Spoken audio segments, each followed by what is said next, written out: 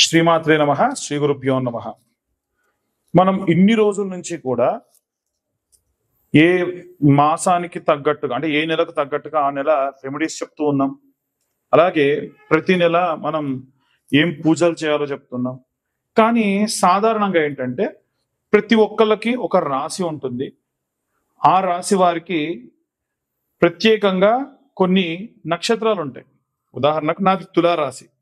మరి తులారాశిలో నా నక్షత్రం ఏంటి అంటే స్వాతి నక్షత్రం. సో ఇవి ఎందుకు చెబుతున్నాను అంటే పాపం చాలా మంది వాళ్ళ యొక్క పేర్లు మాత్రమే తెలుసు. ఆ పేర్లు ఉన్నటువంటి వాళ్ళు ఎవరైతే ఉంటారో వాళ్ళు ఏం చేయాలి మరి? ఈ డేట్ ఆఫ్ బర్త్లు టైంలు లేవు. అలాంటి వాళ్ళ కోసం ప్రత్యేకంగా చేసేటువంటి వీడియో ఇది. దయచేసి ఈ వీడియో ప్రతి రాశికి సంబంధించి ఏ గ్రహ సంచారం ఉంటుంది, వాళ్ళ అక్షరాలు ఏముంటాయి, ఏ పేరుతో స్టార్ట్ అవుతుంది అనేది చెబుతూ ప్రత్యేకంగా వాళ్ళు ఏ రెమెడీస్ చేసుకోవాలి, లైఫ్ టైం వాళ్ళు ఈ రెమెడీస్ చేసుకోవడం అనేది వారికి సహాయంగా ఉంటుంది అనేటువంటి విషయాన్ని చెబుతా. అయితే ఇవన్నీ కూడా గోచారానికి సంబంధించినవి మాత్రమే. ఎట్టి పరిస్థితుల్లో మీ పర్సనల్ జాతకం వేరు. మీ పర్సనల్ జాతక రీత్యా మీది పక్కాగా ఇదే నక్షత్రం అయితే మీరు ఆ నక్షత్రానికి తగ్గటువంటి రెమెడీస్ చేసుకోవచ్చు గ్రహ సంచారాన్ని బట్టి. నేను ఇప్పుడు చెప్పేది బేసిక్ రెమెడీ అన్నమాట. కాబట్టి లేదండి నాకు పూర్తి జాతకం కావాలి, నా పేరేంటి, డేట్ ఆఫ్ బర్త్ ఏంటి, టైం ఏంటి కావాలి అనుకున్న వాళ్ళు ఎవరైనా సరే 2025 రూపాయలు కడితే వాళ్ళకి పూర్తి జాతకం ఇస్తాను. మళ్ళీ నేను నా మాట మీద నిలబడుతున్నా. ఎవరైతే జాతకం చెప్పించుకుంటారో వాళ్ళకి ఈ యొక్క జ్వాలాముఖి మాలని ఫ్రీగా ఇస్తున్నా. అది కేవలం మన ఛానల్ సబ్స్క్రైబర్స్ కి మాత్రమే. ఎట్టి పరిస్థితులలో ఈ వీడియో ఎవరైతే చూస్తున్నారో వాళ్ళు నాకు వీడియో షేర్ చేసి 2025 రూపాయలు కట్టి జాతకం చెప్పించుకుంటే వాళ్ళకి ఈ జ్వాలాముఖి మాల ఇస్తాను. మేము చెప్పేటువంటి ఈ యొక్క వీడియోలో ఉన్న ఇన్ఫర్మేషన్ ఇన్ఫర్మేటివ్ గా అనిపిస్తే ఇంకొంతమందికి షేర్ చేయండి. వీలైతే ఈ వీడియో మీకు నచ్చితే లైక్ చేయండి. ఇప్పటి వరకు మా ఛానల్ని సబ్స్క్రైబ్ చేసుకోకపోతే సబ్స్క్రైబ్ చేసుకోండి. దానివల్ల ఏంటంటే మా ఛానల్ నడిపే వాళ్ళకు కూడా కాస్త బూస్టింగ్ వస్తుంది, ఇంకా ఇంకా డెవలప్ అవుతారు. మీ దాకా ఈ యొక్క వీడియోస్ తీసుకురావడానికి మా వంతు మేము కూడా ఎన్నో రకాల పరిశోధనలు చేసి కృషి చేసి మంచి మంచి వీడియోస్ మంచి మంచి రివ్యూస్ మీ దాకా తెప్పిస్తాం. తదుపరి కర్కాటక రాశి. కర్కాటక రాశి వారికి సంబంధించి పునర్వసు నక్షత్రం 4వ పాదము, అలాగే పుష్యమి నక్షత్రం 1, 2, 3 పాదములు, అలాగే ఆశ్లేష నక్షత్రం 1, 2, 3, 4 పాదములు ఇవి ఈ యొక్క కర్కాటక రాశిలో ఉంటాయి.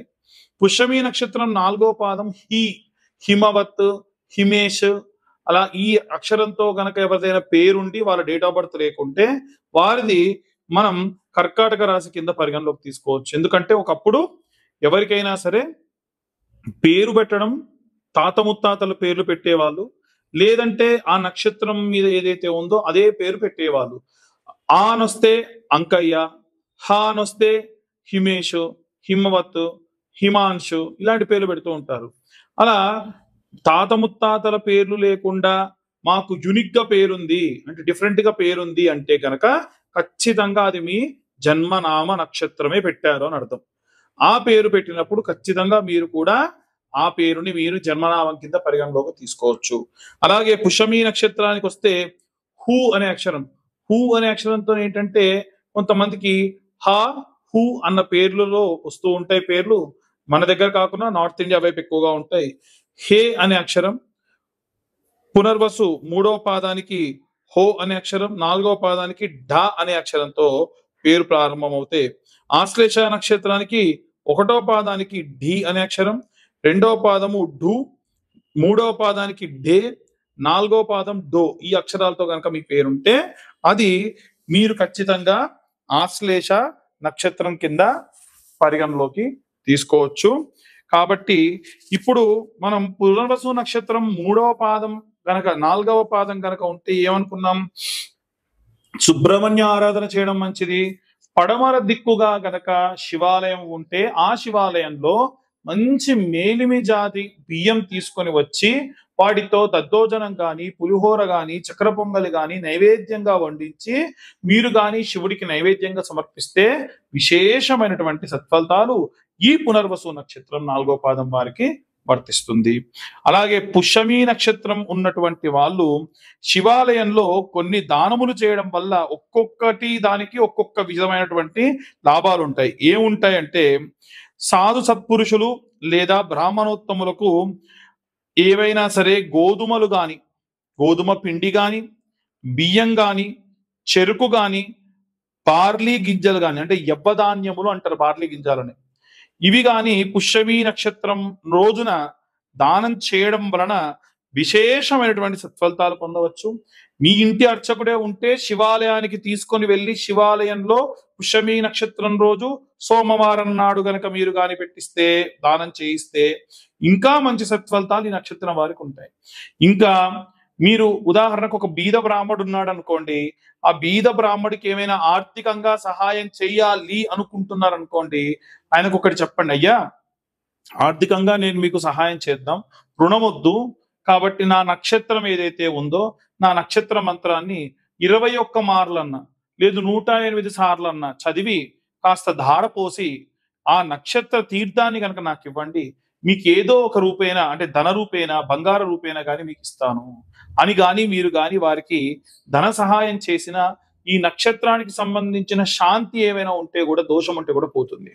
అలాగే ఆశ్లేష నక్షత్రానికి సంబంధించి ఏవైనా కీటకములు, అలాగే కృత్రిమంగా తయారు చేయబడినటువంటి వస్తువులు ఏవైనా సరే ఉంటే వాటిని విశేషంగా, అంటే వైద్యులకు ఎవరికైనా సరే కొంతమంది కొన్ని ప్రయోగాలు చేస్తున్నప్పుడు కొన్ని కీటకములను కానీ వాటిని కానీ సంహరించకుండా ప్రయోగశాలకు పంపించడం వల్ల, లేదా వైద్యులకు ఏవైనా సరే వస్తువులు, చేతి వస్తువులతో తయారు చేస్తారు కదా, అంటే ఉదాహరణకు మీరు ఏదో ఇబ్బందితో డాక్టర్ దగ్గరికి వెళ్ళారు, ఆ డాక్టర్ దగ్గరికి వెళ్ళినప్పుడు డాక్టర్ గారు మీకు ట్రీట్మెంట్ చేశారు, ఆయనకు మీరు ఎంతో కొంత ధనం ఇచ్చారు, సరిపోలా, మీకు ఇంకా ఏదైనా ఇవ్వాలనుకుంటే హ్యాండ్ క్రాఫ్ట్స్ అంటారు, చేత్తో తయారు చేసినటువంటివి ఏవైనా కానీ ఈ ఆశ్లేష నక్షత్రం వాళ్ళ డాక్టర్ గిఫ్ట్ గా ఇవ్వడం వల్ల వారికి చాలా మంచి జరుగుతుంది. అందుకే చూడండి, ఎవరైనా సరే డాక్టర్స్ దగ్గరికి వెళ్ళి చూస్తే వాళ్ళ దగ్గర ఖచ్చితంగా ఏదో ఒకటి చేత్తో తయారు చేసిన బొమ్మలు గిఫ్ట్ గా ఇవ్వబడి ఉంటాయి.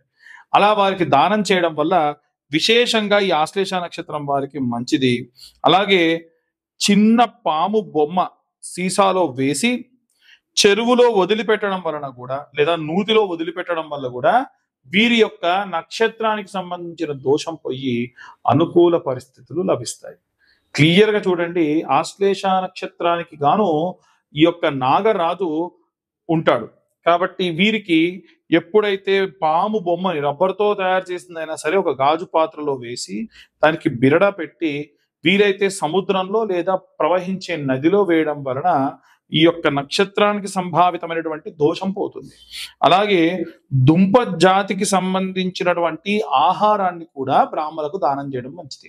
అంటే చామదుంప కానీ, ఆలగడ్డ కానీ, కందగడ్డ కానీ, అలాగే మనము దినుసుగడ్డలు అంటారు కదా, అంటే ఇవి కూడా ఒక రకమైన పొటాటో జాతికి సంబంధించినవి.